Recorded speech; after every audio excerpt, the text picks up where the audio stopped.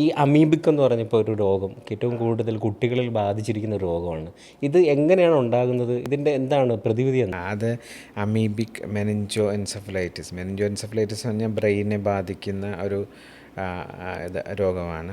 ചില ഈ clear വാട്ടറിലും fresh വാട്ടറിലും ഒക്കെ ഉള്ള ചില അമീബകളുണ്ട്.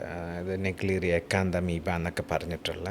അപ്പോൾ അത് ഈ ചില കുട്ടികൾ ഇപ്പം വെള്ളം കുളത്തിൽ മൂക്കിൽ എന്താണേലും വെള്ളം കയറും. അതാണ് അതിൻ്റെ റൂട്ട് ഓഫ് ഇന്. മൂക്കിൻ്റെ ഉൾഭാഗത്തു നിന്നൊരു ചെറിയ ഒരു സ്പോഞ്ച് പോലത്തെ ഒരു ബോണുണ്ട്. അതുവഴി ബ്രെയിനിലേക്ക് കയറുക എന്നുള്ളതാണ്.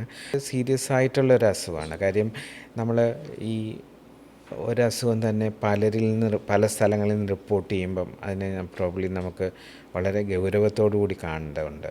അപ്പോൾ ഇതിന് വില കൂടിയ ചില ഇഞ്ചക്ഷൻസും ചില പ്രത്യേക മിൽറ്റിഫോസിൻ എന്ന് പറഞ്ഞ മരുന്ന് വരുമ്പോൾ നമുക്കതില്ലായിരുന്നു. ജർമ്മനിയിൽ നിന്നൊക്കെ കൊണ്ടുവരേണ്ട വന്നിരുന്നു. ഇപ്പം ഗവൺമെൻറ് അത് മിൽറ്റിഫോസിൻ എന്ന് പറഞ്ഞ മരുന്നും വേണ്ട, അതുപോലെ തന്നെ ആംഫുട്ടറിസിൻ എന്ന് പറഞ്ഞ സ്പെസിഫിക് ആയിട്ടുള്ള മരുന്നുമൊക്കെ അവൈലബിൾ ആക്കിയിട്ടുണ്ട്. പല സ്ഥലങ്ങളിലും ഇപ്പോൾ കാലിക്കറ്റിൽ കണ്ടു. അങ്ങനെ ഒരു നമ്മൾ സാധാരണ കൂടുതലായിട്ട് അങ്ങനെയുള്ള രോഗമുള്ളവരെ കാണുന്നു എന്നുള്ളതാണ്. അത് നമുക്കൊരു കൺസേൺ ആണ്. എന്തുകൊണ്ടാണ്? അപ്പോൾ പലരോടും ചോദിക്കുമ്പം അങ്ങനെ ആറ്റിൽ കുളിച്ചു അങ്ങനെയുള്ള ഒരു ഹിസ്റ്ററിയെ കിട്ടുന്നുള്ളൂ.